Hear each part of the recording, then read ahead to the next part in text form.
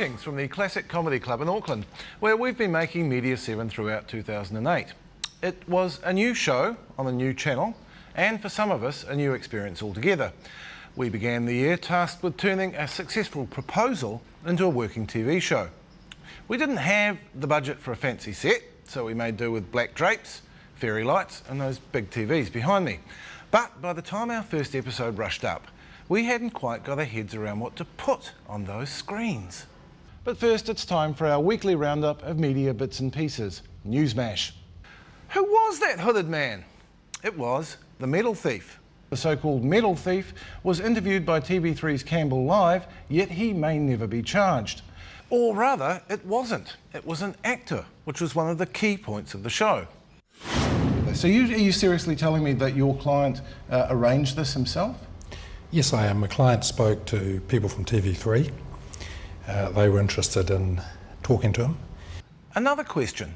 Just how was John Campbell scoring all those exclusive crime interviews? I asked his boss, Mark Jennings. Is it perhaps because people maybe have the impression now that they'll get a soft interview on Campbell Live, because that was certainly the talk about those interviews? No, I think you could ask many a politician, starting with Helen Clark, whether you get a soft run on Campbell Live, and I think you know the answer to that. You don't. In our unscientific and anonymous poll of the press gallery, most reporters agreed. Winston's the slippriest and Helen and Michael are the sharpest. As for the dullest and dimmest, we'll leave that up to you. Well, that's what the gallery thought. Sean, what about you? You talk to these people every day as well. Was that roughly right? Yeah, I think those three are certainly the more challenging of politicians. I'll tell you who we had real problems with, Jeff Robinson and I, was Don Brash. And I can remember after the first couple of times when he was leader of the opposition, we sat there and said, this is bizarre. We're asking him the questions and he's really genuinely trying to answer them. And we had to work out a whole new strategy to deal with that as interviewers for politicians. So he was one out of the box completely. Crime occupied us, as it does the news media in general, throughout the year. In June, after a short, nasty wave of homicides in South Auckland, it was the police taking the rap in the press. There's been people, so-called critics and commentators, who have decided from hundreds of miles away that the police were guilty of dereliction of duty in Manurewa. And these are the people that are criticising the police for following procedures. Now, if a policeman had run in there and caused a confrontation that had resulted in the death of someone else, or an ambulance officer or a police officer, the police would have been thrashed with those procedures by these same critics and commentators. And I get very frustrated with this. And there's been no reference at all to some of the disgraceful behaviour exhibited by the media. They've been following police officers around in cars and interviewing suspects for this murder and putting the interviews on television. It's just irresponsible and it's disgraceful. In October, the panel weighed up whether media reporting was influencing not just the public perception of crime, but the incidence of crime itself. And I have to take some issue here.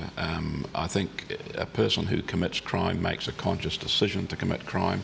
There may be factors in their background. They might not have a job. Most of them are on benefits. I don't know how many thousand charge sheets I've read through in courts where the occupation of the person who's battered the living daylights out of someone is a sickness beneficiary or unemployed or something. I really have no time, quite frankly, for the bleeding hearts in the society who say, oh, these poor people, we've got to hand out, help them up, be compassionate. They go out, they deliberately commit crime. Most other people don't commit crime. And a lot of good people never commit crime. Your paper pulled up Phil Goff when he announced his ban the gangs thing and flew over Mike Rand from South Australia. You saw that as a political stunt, didn't you? Of course it's a political stunt. It only happens every 3 years. There are all sorts of other stunts that they pull out. It turned out that the real bad news in 2008 wasn't crime, but the economy. There's an interesting thing in there. Who's reporting about the real economy, what's really happening in the production side, making things, making jobs and all that sort of stuff. But the Reserve Bank has pointed out that the real economy is in large part driven by the consumption spending coming out of real estate. That's not true. That's not true. I mean, I can throw you numbers, but I won't. But the real drivers of the New Zealand economy for the past half a dozen years has been business investment. It's been growing exponentially. Now, I'm not going to let either of you guys relitigate what you've been saying. Well, but my point is, we've had growth for the past half dozen years, if not longer. But those business confidence surveys have been negative for the past half a dozen years. Oh, for the days when economic gloom was merely fashionable. By October, we were kicking off a show like this. As the clouds of crisis gather, YouTube has given birth to a thriving new genre of recession-themed musical parodies.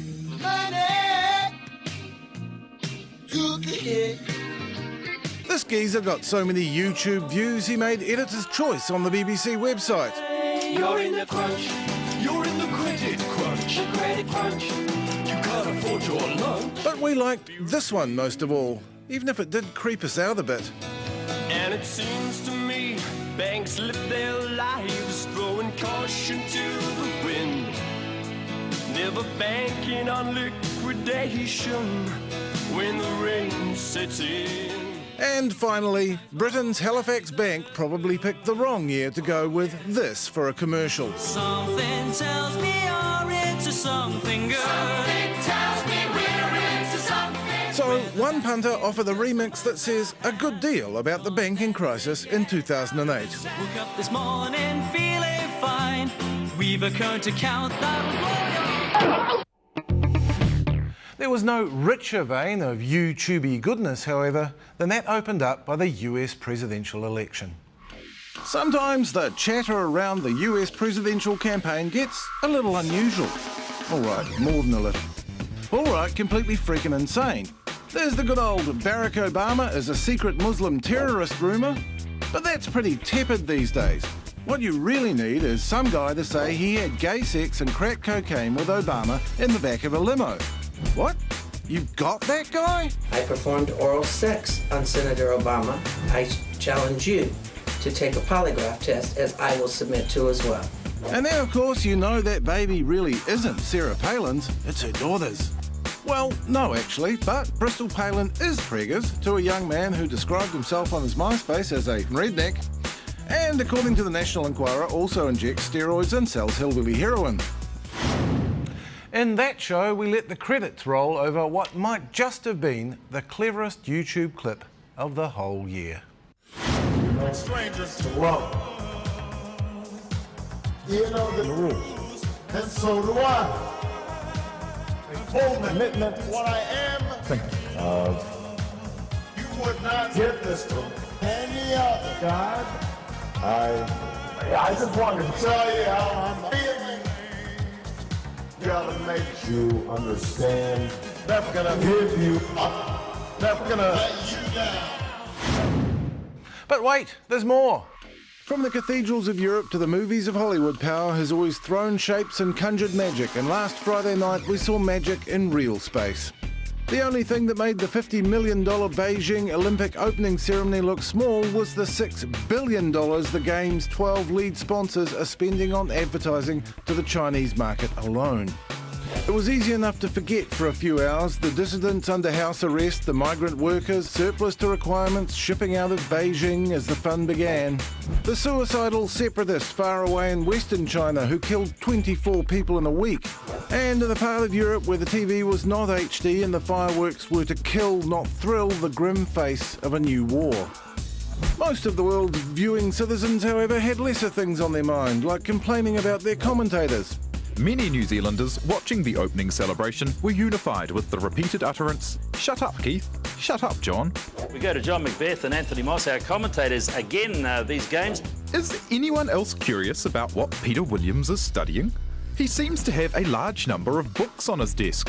I hope he's not working too hard. I wonder if he knows about the benefits of highlighters. They have helped me through some tricky spots. Sorry about that, I was just tidying this place up. It's a bit messy, I apologise for that. This is my research for the next couple of weeks. All right, we'll play too. Could someone please get Pete Montgomery a thesaurus? former world junior champion, is really laying into it. Laying into it. They're just laying into it. Boy, they had a challenge laid down to them, and the New Zealanders are really laying into it. Laying into it. Hey, maybe Peter Williams has one on his desk. And to conclude, we did like the BBC's promo, crafted by the Gorillas and Jamie Hewlett, and nary a flag in sight.